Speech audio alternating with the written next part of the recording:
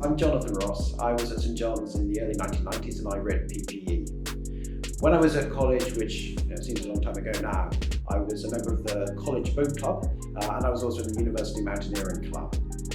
I was also active in the Junior Common Room, which is the body that represents all of the undergraduates of the college, and I was president in 1993. When I left St John's, I went into investment banking and I helped companies and governments raise capital.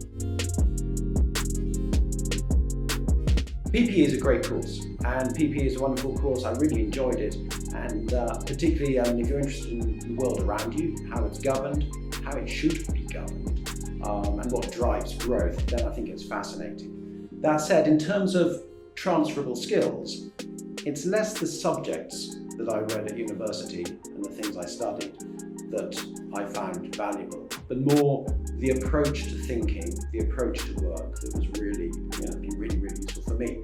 Now, a lot of people might think, well, philosophy can't be very useful in a career. What's the point of having somebody who sort of just thinks and doesn't actually do things? So philosophy is incredibly valuable, and it's valuable because of the way it teaches you to think.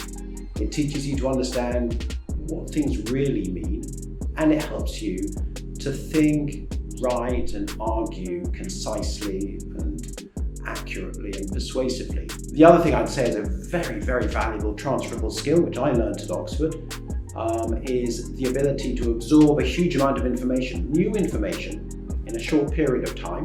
And I had to do this on a weekly basis in writing essays and tutorials. And then having to write about that information, talk about that information in a coherent and I hope intelligent way in a really, really short space of time. That has been incredibly useful for my later work. There are lots and lots of subjects that you can study at university that don't necessarily lead to a career.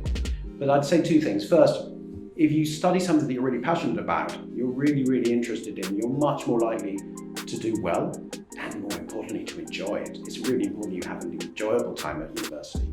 The second point I'd make is that if you go to a really good university, opportunities will open up for you.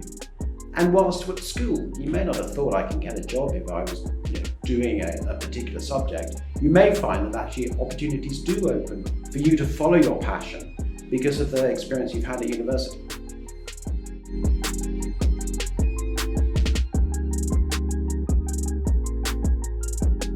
A managing director, or MD, is typically the most senior grade in a bank and would be responsible for revenue generation, running a business and managing a team of people.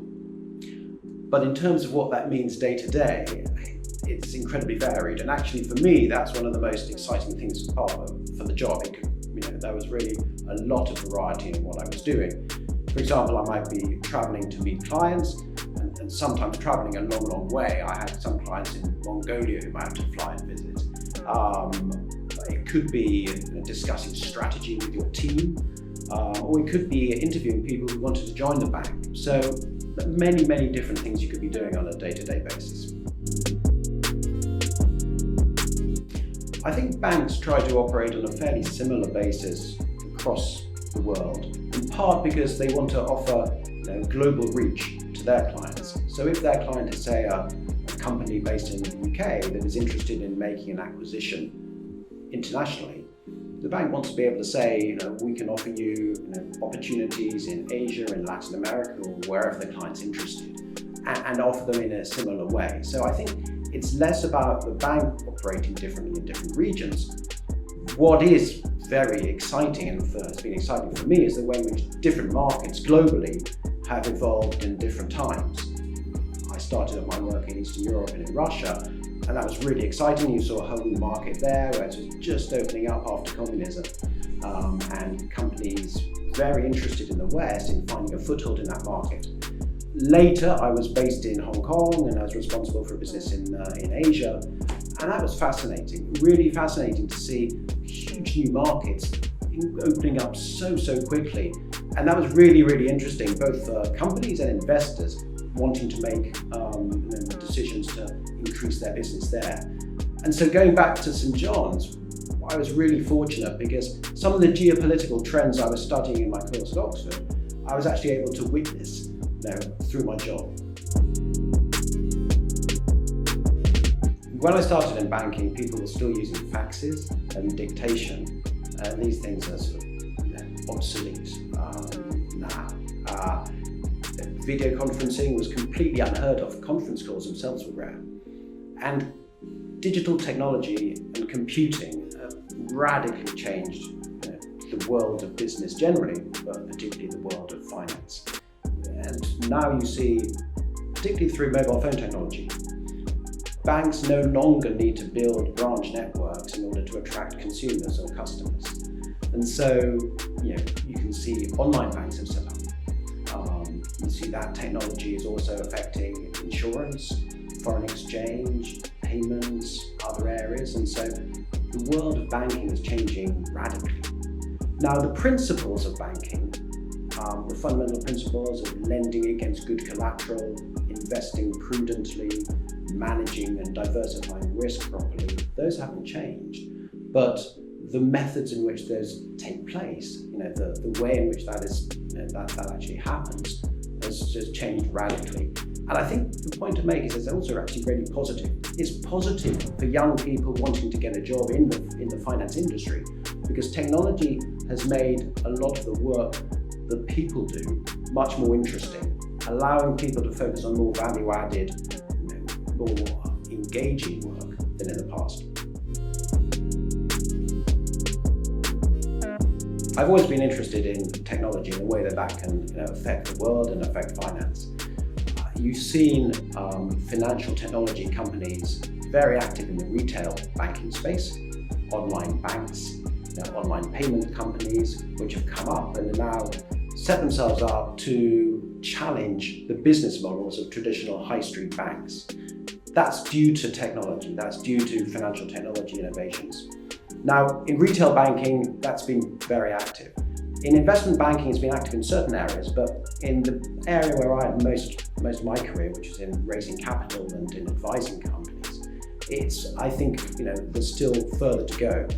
And I left mainstream banking in 2017, and did some work at the Saïd Business School in Oxford, studying the potential for fintech.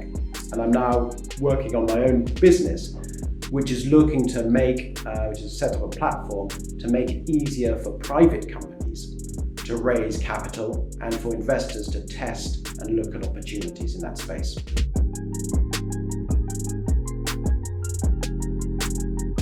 Well, of course, you do need to be numerate, but I think there's more than just being numerate. You need to be able to be good with people, and you also, I think, need to be able to argue and convey your points effectively. The other thing I'd say is really important is that you need to be flexible. I've been working in finance for 25 years, and the industry has changed radically.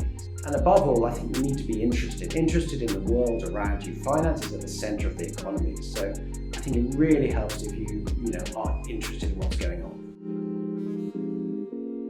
The job you'll have in 20 years' time may well not exist now. So I think it's really important that you remain as flexible as you can. What I would say, however, is that the skills that you need, I'm sure, will remain. So the skills of being able to present, being able to absorb information and talk about it intelligently and coherently, and the ability to argue a point, those will remain important skills to have. The other thing I'd say is that university gives you so many great opportunities. Do make the most of at least some of them. Do take advantage of the opportunities you have, because you'll only be an undergraduate once.